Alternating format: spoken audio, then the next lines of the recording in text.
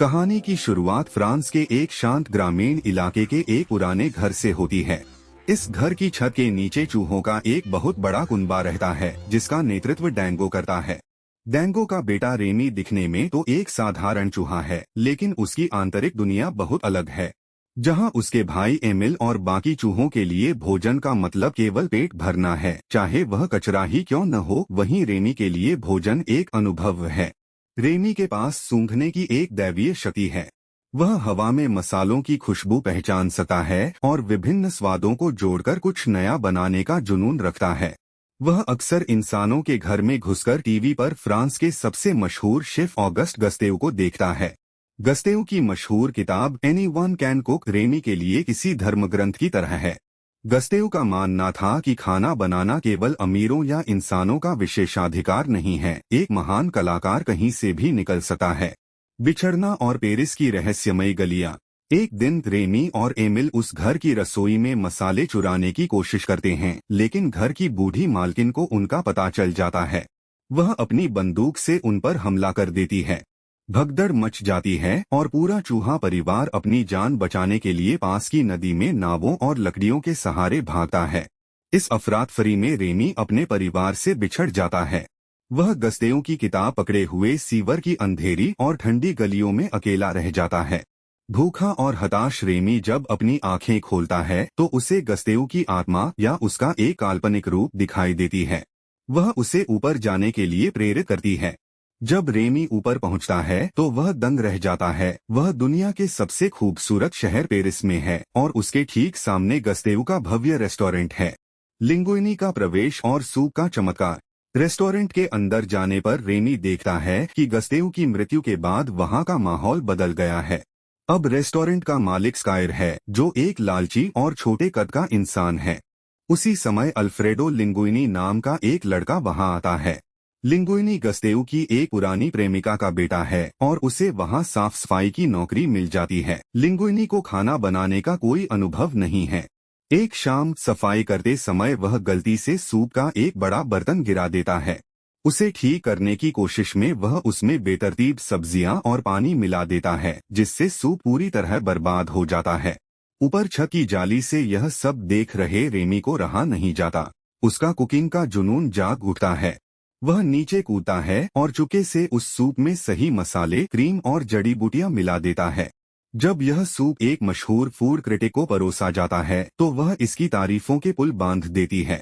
Square को लगता है कि यह लिंगुइनी का कमाल है। हालांकि वह लिंगुइनी को पसंद नहीं करता, लेकिन रेस्टोरेंट की साख बचाने के लिए वह उसे शेफ बनने का मौका देता है। दो जिंदगियों का मेल, एक अद्भुत तालमेल। लिंगुइनी को पता है कि वह खाना नहीं बना सकता और रेमी को पता है कि एक चूहा इंसानों की रसोई में नहीं रह सकता।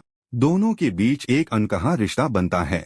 लिंगुइनी रेमी को अपने घर ले जाता है और वे अभ्यास शुरू करते हैं। वे एक तरीका निकालते हैं। रेमी लिंगुइनी की सफेद हैट के नीचे छिप जाएगा। वह लिंगुइनी के बालों को रस्सी की तरह खींचकर उसके हाथों और पैरों को कंट्रोल करेगा। यह अभ्यास किसी कठपुतली के खेल जैसा है। कई बार गिरने पड़ने के बाद वे एक दूसरे की लय, रिदम समझ जाते हैं। अगले दिन से रेस्टोरेंट में एक नया जादू शुरू होता है। लिंगुइनी या कहें तो रेमी जो भी डिश बनाता है वह पेरिस की चर्चा बन जाती है। यहाँ लिंगुइनी की मुलाकात कोलेट से होती है, जो उस किचन की एकमात्र महिला शेफ है। कोलेट उसे रसोई के कड़े नियम और अनुशासन सिखाती है और धीरे धीरे लिंगुइनी को उससे प्यार हो जाता है। सत्य का सामना और एंटोन ईगो की चुनौती। जैसे जैसे सफलता बढ़ती है, स्कायर को लिंगुइनी पर शक होने लगता है। वह लिंगुइनी को शराब पिलाकर सच उगलवाने की कोशिश करता है, लेकिन नाकाम रहता है। इसी बीच रेमी को उसका भाई एमिल मिल जाता है। एमिल और उसका पिता चाहते हैं कि रेमी उनके लिए रेस्टोरेंट से अच्छा खाना चोरी करे। रेमी अपनी वफादारी को लेकर परेशान रहता है। तभी खबर आती है कि पेरिस का सबसे शक्तिशाली और डरावना food critic Anton ego restaurant आने वाला है। ईगो वही व्यक्ति था जिसकी एक नकारात्मक समीक्षा के कारण गस्तेव का रेस्टोरेंट अपनी रेटिंग खो बैठा था। वह लिंगुइनी को चुनौती देता है कि वह कुछ ऐसा बनाए जो उसे प्रभावित कर सके। ठीक उसी रात लिंगुइनी और रेमी के बीच एक बड़ा झगड़ा हो जाता है।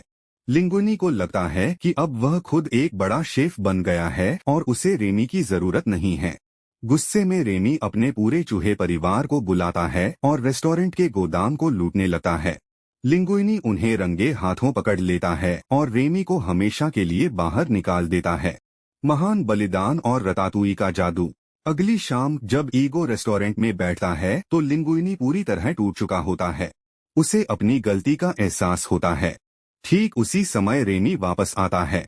लिंगुइनी उसे गले लगा लेता है और बाकी शेफ्स के सामने सच बोल देता है कि उसकी सफलता का राज यह छोटा सा चूहा है। यह सुनकर सभी शेफ्स और यहाँ तक कि कोलेट भी रेस्टोरेंट छोड़कर चले जाते हैं। रसोई खाली है और ईगो खाने का इंतजार कर रहा है। तभी रेमी का पिता डैंगो और उसका पूरा कबीला वहां आता है। रेमी के नेतृत्व में सैकड़ों चूहे मिलकर काम शुरू करते हैं। वे खुद को स्टरलाइज साफ करते हैं और एक सैन्य अनुशासन के साथ सब्जियां काटने और सूप बनाने लगते हैं। कोलेट भी वापस आ जाती है और रेमी की मदद करती है।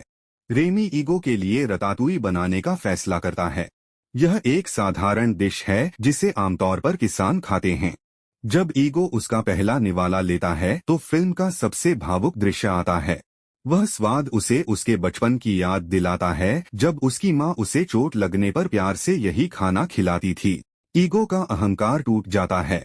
उसे समझ आता है कि खाना केवल तकनीक नहीं बल्कि भावना है। एक नई शुरुआत। ईगो अपनी समीक्षा में स्वीकार करता है कि वह गलत था। वह लिखता है, हर कोई एक महान कलाकार नहीं हो सकता, लेकिन एक महान कलाकार कहीं से भी आ सकता है। हालांकि चूहों की मौजूदगी के कारण रेस्टोरेंट बंद करा दिया जाता है, लेकिन लिंगुइनी, कोलेट और रेमी हार नहीं मानते। वे मिलकर अपना एक छोटा लेकिन बहुत सुंदर बिस्ट्रो खोलते हैं जिसका नाम है ला राटाटुई। यहाँ इंसान और चूहे दोनों के लिए अलग अलग व्यवस्था है। रेमी अब पेरिस का सबसे प्रतिष्ठित शेफ है।